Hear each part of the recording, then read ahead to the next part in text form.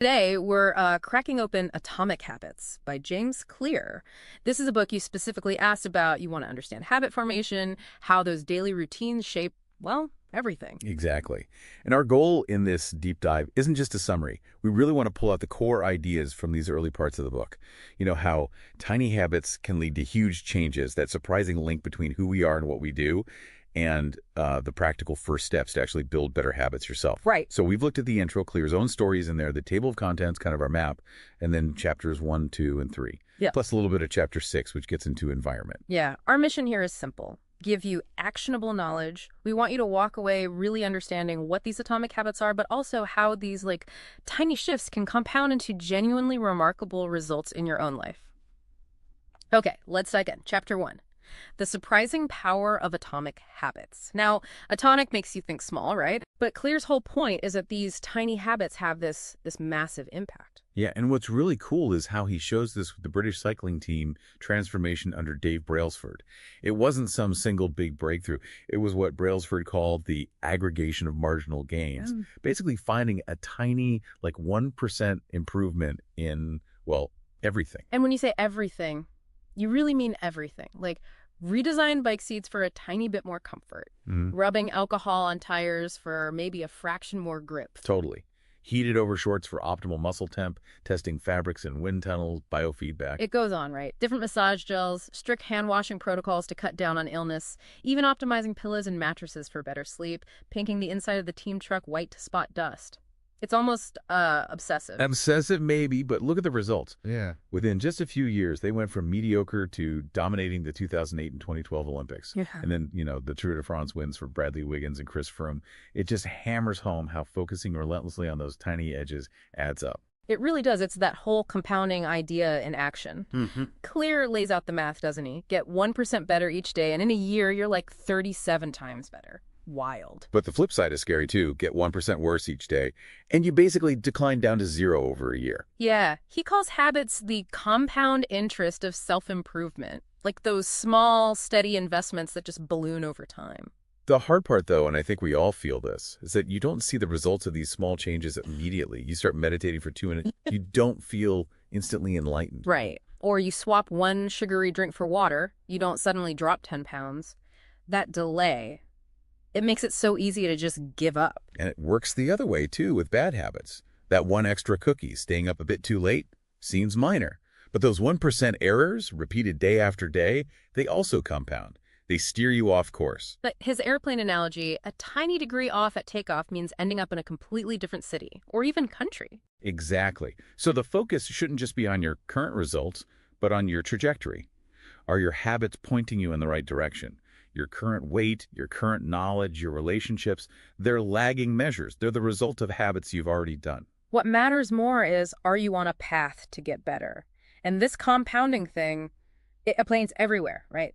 Productivity, skills, knowledge. Yeah, but also stress, negative self-talk, even societal things like outrage, he mentions. It's this universal principle. Small inputs, repeated over time, lead to big outputs. Which brings us to the plateau of latent potential. I love this idea. Me too. The ice cube example is perfect. Right. The room gets warmer, 26, 27, 30 degrees. Nothing. Still an ice cube. Then boom, 32 degrees, and it starts melting. But it wasn't just that last degree that did it. It was all the accumulated energy before that breakthrough point. That's why we quit. We're putting in the effort, maybe learning an instrument or working out, but we're still on that plateau. We don't see the results yet, so we think it's not working. Like the bamboo analogy, 2 years of underground root growth before it shoots up 90 feet in weeks. Progress isn't linear. You got to trust the process during that latent period. Okay, so if results are delayed and progress isn't linear, what should we focus on? This is where Clear brings in the idea of focusing on systems instead of goals. He borrows this from Scott Adams, the Dilbert guy. Ah, right. Goals are about the result you want, but systems are the processes that lead to those results. Exactly. And he points out some problems with being too goal-focused, like winners and losers often have the same goals. Every Olympian wants gold. Yeah, the goal itself doesn't differentiate them. It's the system, the training, the daily habits that makes the difference. Plus, achieving a goal is often just a momentary change. You clean your messy room, goal achieved. But if you don't change the habits that made it messy, It'll be messy again next week. Makes sense. and goals can restrict happiness, this I'll be happy when mentality, it sets up an either conflict. And they can be at odds with long-term progress, like runners training for a marathon, hitting the goal, and then stopping training completely. That yo-yo effect. So the point of building systems isn't just to hit one goal, it's to keep playing the game, to commit to continuous improvement. That line really hits. You do not rise to the level of your goals. You fall to the level of your systems. Powerful, isn't it? Yeah.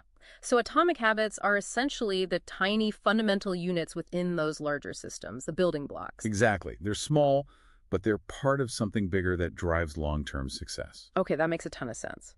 So, Chapter 1 nails why small habits matter. Chapter 2 then asks, okay, how do these habits connect to who we are, our identity? Right. This chapter tackles why change is often so hard. Clear says there are two main reasons. One, we try to change the wrong thing. And two, we try to change it the wrong way. Chapter 2 focuses mostly on that first point, changing the wrong thing. And he uses that onion analogy, the 3 layers of behavior change. Yeah. The outer layer is outcomes what you get. Weight loss, publishing a book, whatever. The middle layer is process what you do. Your workout routine, your writing schedule, your meditation practice. And the core, the deepest layer. That's identity, what you believe, who you think you are, your self-image. And the big insight here is shifting from outcome-based habits to identity-based habits. Exactly. Outcome-based is, I want to lose weight. Identity-based is, I want to become the type of person who is healthy. He uses the smoker example, right? I'm trying to quit versus... I'm not a smoker. It's a fundamental shift in self-perception. One is temporary effort. The other is a statement of identity. And most of us, when we try to change, we focus on the outcomes and processes, but we totally skip that identity level. We do. We don't think about changing our underlying beliefs about ourselves. But Clee argues that behind every system of actions, there's a system of beliefs. Like, a democracy runs on different core beliefs than a dictatorship. Those beliefs shape the actions. So if your behavior doesn't align with your core identity, it just won't stick. Pretty much. You might force yourself for a while, but if you see yourself as, say, someone who isn't athletic, sticking to a demanding workout routine long-term is going to be a real uphill battle. It's like internal friction. That's a good way to put it. True behavior change, Clear argues, is identity change. Motivation gets you started, sure, but identity is what keeps you going. That story about Brian Clark and nail biting is great. He tried everything, nothing worked. Then he got a manicure. Yeah. And it wasn't the manicure itself, it was the shift it triggered. He started seeing himself as someone who takes pride in his hands, who has nice nails. That new identity made stopping the biting habit almost effortless. So the goal isn't just to read a book, it's to become a reader. Not just to run, but to become a runner. Precisely. Your habits become the embodiment of your identity. They're the evidence that proves who you are to yourself. But identity can also hold you back, right? If you cling to identities like, I'm bad with directions, or I'm not a morning person. Oh, absolutely. That creates what Clear calls identity conflict. The more tightly you hold on to an identity, the harder it is to change behaviors that contradict it. You have to be willing to, edit your self-image. So how do you actually change your identity? It sounds kind of big and abstract. He breaks it down into a simple two-step process. First, decide the type of person you want to be. Second, prove it to yourself with small wins. Take small actions that align with that desired identity. So identity isn't something you just pick. It emerges from your habit. Exactly. He calls habits the way you embody a particular identity. Each time you do the habit, you're casting a vote for being that type of person. Like going to the gym is a vote for being a fit person. Writing one page is a vote for being a writer. Yeah. And you don't need unanimous votes. You just need the majority. Build up enough evidence, enough small wins, and you start to actually believe the new identity. He talks about his own journey to becoming a writer, right? It wasn't some overnight thing. It was the consistent habit of publishing articles twice a week that gradually shifted his identity. Every action is a vote. So if you're stuck, work backward. Want to be healthy? Ask, what would a healthy person do? Then start doing those things, however small. It's a feedback loop then. Habits shape identity. Identity reinforces habits. Precisely. So the core question isn't, what results do I want, but who do I wish to become? Identity becomes the North Star for habit change. It's fundamentally about becoming someone. Wow. Okay, so that's the why and the who. Chapter 3 gets into the how. how do we actually build these habits? Yes, the practical mechanics. Yeah. Clear starts way back with psychologist Edward Thorndike and his puzzle box experiments with cats. The cats in boxes. Classic. Right. But it showed something fundamental. Behaviors followed by satisfying consequences tend to be repeated. That's the bedrock of habit formation. So a habit is basically a behavior repeated enough times that it becomes automatic. It starts with trial and error. Exactly. When you first encounter a situation, your brain's working hard, analyzing, trying things out, lots of conscious activity, like the cat batting around randomly. Until it accidentally hits the lever, the door opens, it gets food. Reward. Reward. Ugh. And the brain goes, aha, that worked. Let's remember that. The satisfying consequence reinforces that specific action. Over time, the brain automates it. It creates a mental shortcut, like an if-then rule. If I feel stressed, then I reach for chocolate. If the phone buzzes, then I pick it up. Right. And as this happens, conscious brain activity actually decreases for that task. It becomes automatic, freeing up your conscious mind to focus on other things. Which is why Clear argues habits don't restrict freedom, they create it by automating the basics. You have more mental bandwidth for creativity, problem solving, learning new things. It's efficient. Okay, so what's the mechanism, the steps involved? He breaks it down into a 4-step loop. Cue, craving, response, and reward. The habit loop. Let's unpack that. Cue. The cue is the trigger. It tells your brain to initiate a behavior because it predicts a reward is coming. Could be anything, a time of day, a location, an emotional state, seeing something. Like the smell of coffee brewing. Perfect example. That's the cue. Next comes the craving. This is the motivational force. Importantly, you don't crave the habit itself. You crave the change in state it delivers. You don't crave coffee. You crave the feeling of alertness it provides. Okay. So the craving is the desire, then the response. That's the actual habit you perform, drinking the coffee, checking your phone, whatever. Whether you actually do the response depends on motivation, but also how easy or difficult it is, the friction involved. And finally, the reward. The reward is the end goal. It satisfies the craving, you feel alert after the coffee, and crucially, it teaches your brain, hey, this loop worked. Let's do it again next time. It reinforces the whole cycle. And if any one of these stages is weak, the habit falls apart. Exactly. No cue, it never starts. No craving, no motivation. Response too hard, you won't do it. Reward, unsatisfying, you won't repeat it. All four need to be there. So this cue, craving, response, reward loop is running constantly, shaping everything we do. Pretty much, yeah. He divides it into the problem phase, cue and craving, recognizing something needs to change, and the solution phase, response and reward, taking action and getting satisfaction. All behavior is basically problem solving. Give me another quick example. Okay, you feel bored, cue. You crave stimulation, craving. You pick up your phone and scroll social media, response. You feel momentarily entertained, reward. Habit loop complete. Yeah. And strengthened. Got it. And these 4 steps lead directly to his 4 laws of behavior change. That's the framework, yes. To build a good habit, you apply the laws. First law, make it obvious, cue. Second law, make it attractive, craving. Third law, make it easy, response. Fourth law, make it satisfying, reward. And to break a bad habit, you just invert them. Make it invisible, unattractive, difficult, unsatisfying. Exactly. It's a really clear, actionable framework. Okay, so we've got the foundation. Small habits compound, they shape identity, and they run on this 4-step loop.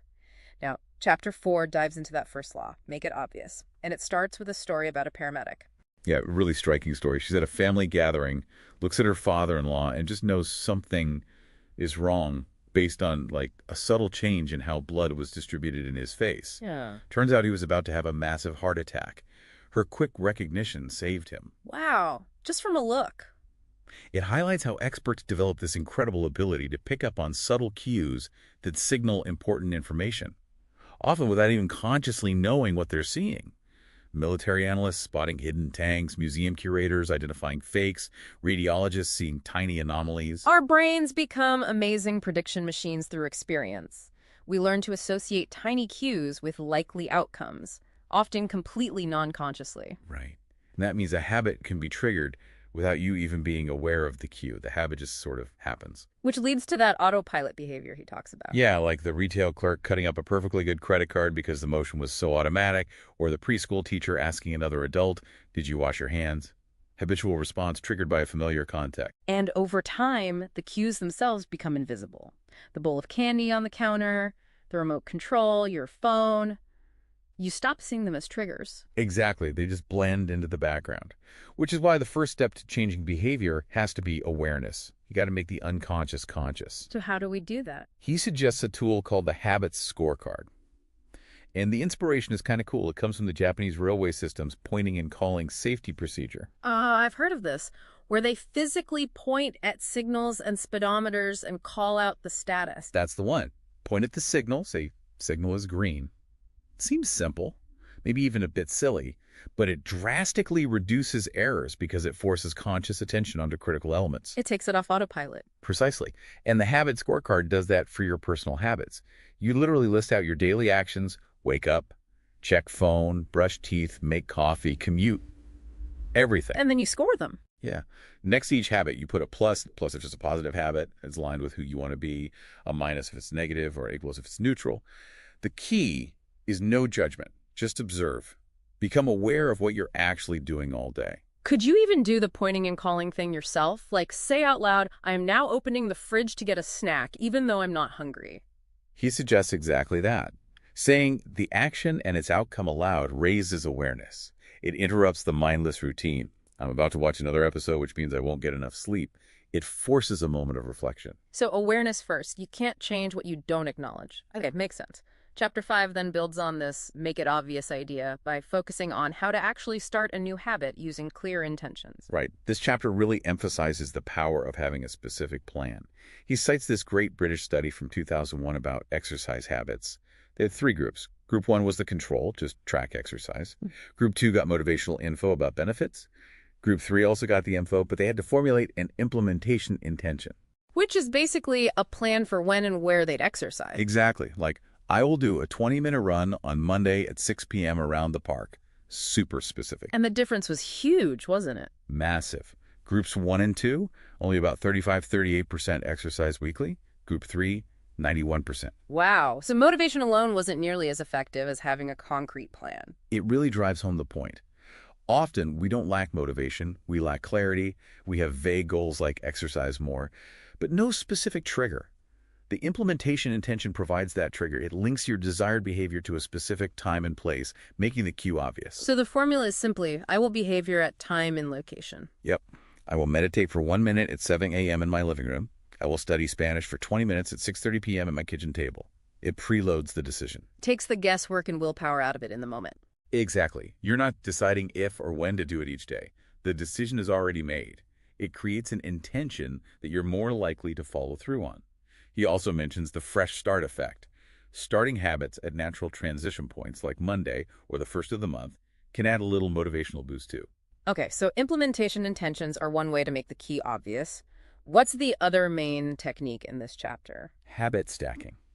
This is an idea he credits to B.J. Fogg, and it's brilliant. It piggybacks on the fact that behaviors often happen in sequence. Like the Diderot effect he mentions, where buying one new thing, like a fancy robe, makes you want new slippers, new furniture. Yeah, that cascade effect. Yeah. Habit stacking uses that tendency. You link a new habit you want to form directly to an existing habit you already do automatically. So the formula here is, after current habit, I will new habit. Precisely. After I pour my morning coffee, I will meditate for 1 minute. After I take off my work shoes, I will immediately change into my workout clothes. You're using the completion of the current habit as the cue for the new one. Exactly. Your existing habit becomes the trigger. And you can chain them together, right? Create routines. After I finish dinner, I will put my plate directly in the dishwasher. After I put my plate away, I will wipe down the counter. After I wipe the counter, I will set out my coffee mug for tomorrow morning. Creating these little chains of behavior. And the key is picking the right cue. It needs to be something you already do reliably, and it needs to happen at the same frequency you want the new habit to occur.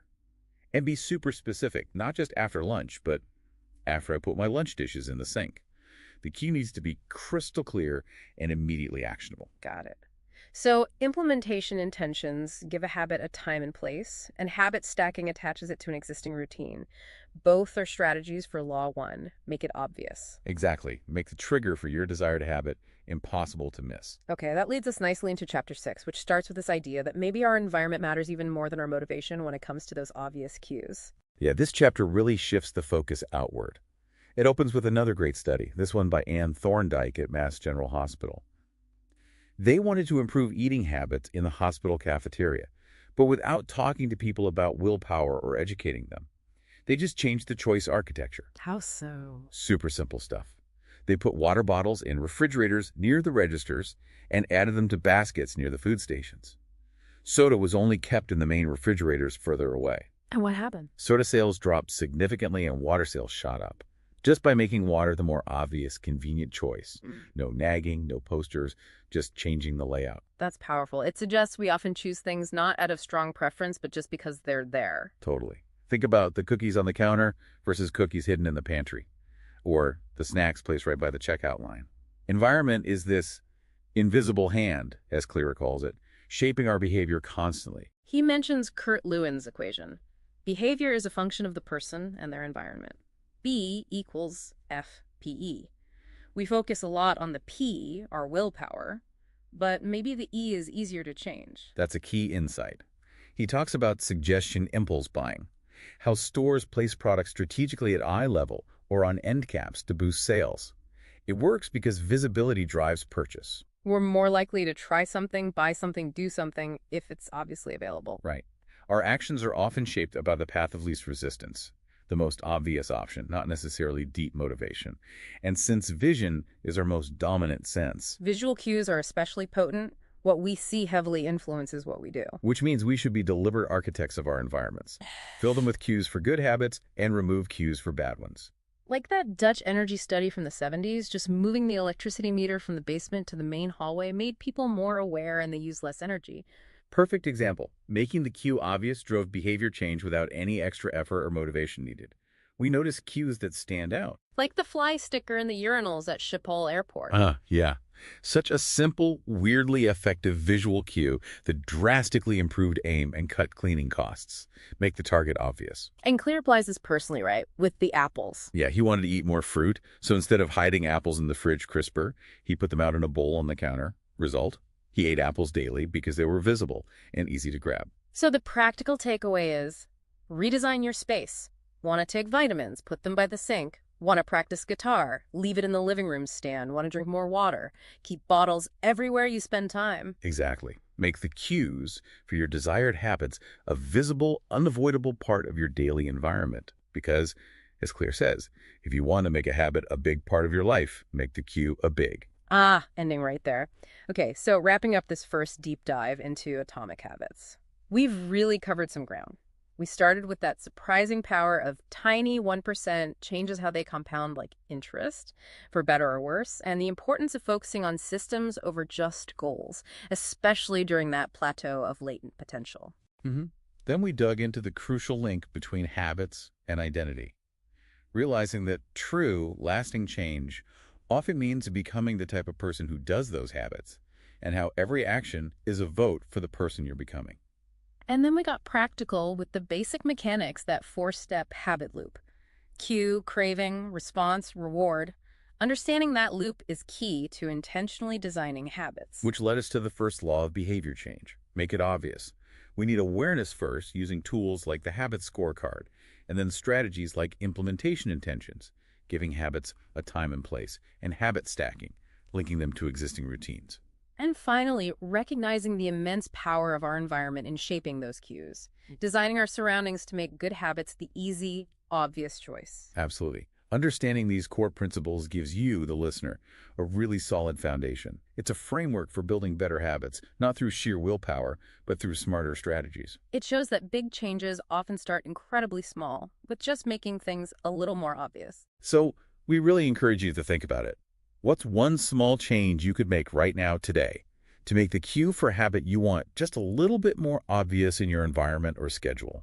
And naturally, if this has piqued your interest, diving deeper into the book itself is highly recommended. There's much more on the other laws making habits attractive, easy, and satisfying, plus more advanced tactics. But for a final thought to leave you with, consider this.